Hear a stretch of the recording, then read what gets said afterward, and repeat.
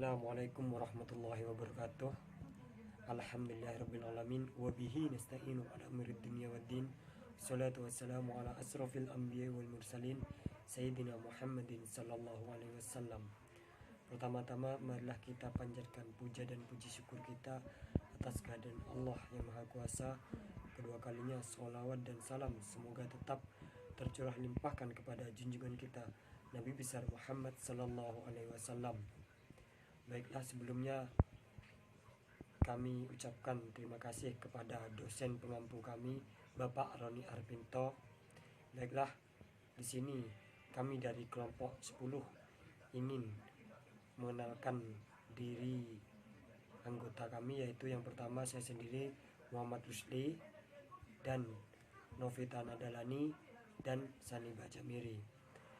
Di sini kelompok kami akan mempresentasikan hasil diskusi kami yang berjudul Prinsip Dasar dalam Asuransi dan Polis Asuransi.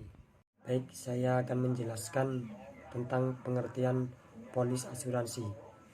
Polis asuransi adalah dokumen legal yang mengikat pemegang polis atau nasabah dan juga perusahaan asuransi dalam satu perjanjian tertulis.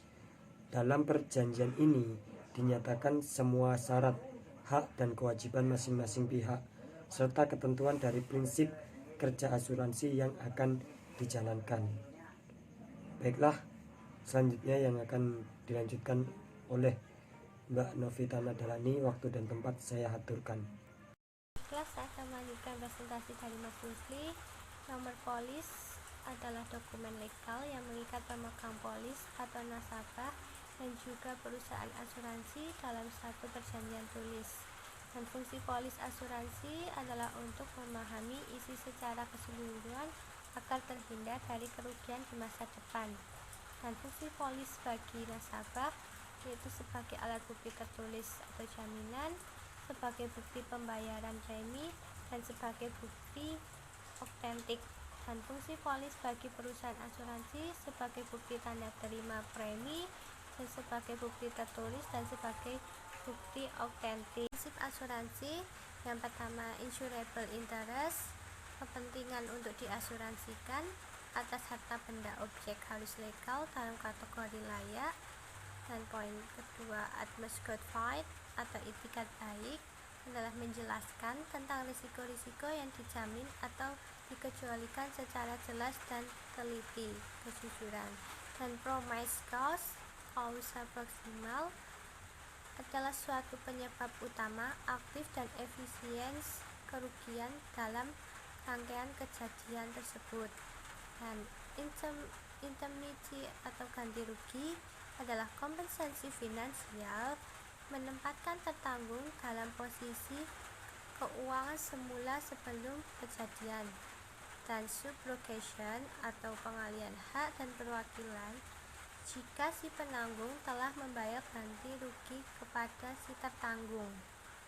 Dan yang terakhir, contribution atau kontribusi.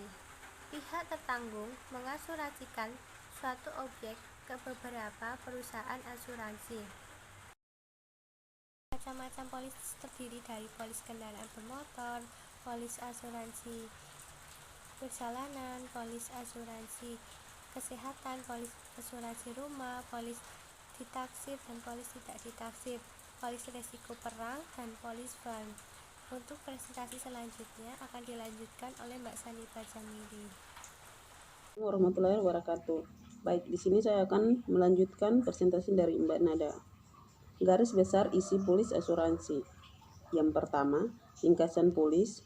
Yang kedua, ketentuan umum atau ketentuan khusus polis. Yang ketiga, salinan surat permintaan dan formulir pendaftaran asuransi. Yang selanjutnya, cara cek polis asuransi secara online dan cara menutup asuransi.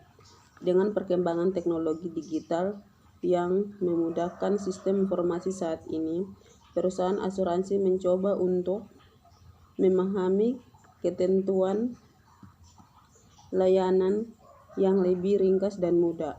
Jika selama ini data harus dicek ke kantor asuransi, kini Cara cek polis asuransi secara online bisa dilakukan dengan mudah.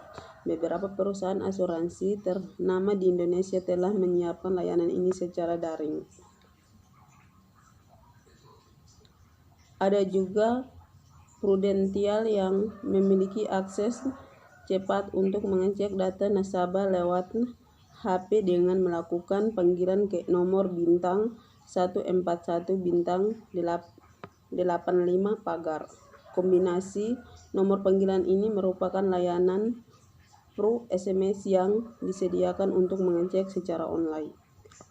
Dan yang terakhir, cara menutup polis. Yang pertama, melalui agen asuransi. Yang kedua, melalui kantor cabang.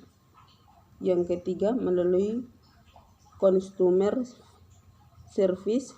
Dan yang terakhir, melalui kantor pusat. Cukup sekian dari kelompok kami, kurang lebihnya kami mohon maaf. Assalamualaikum warahmatullahi wabarakatuh.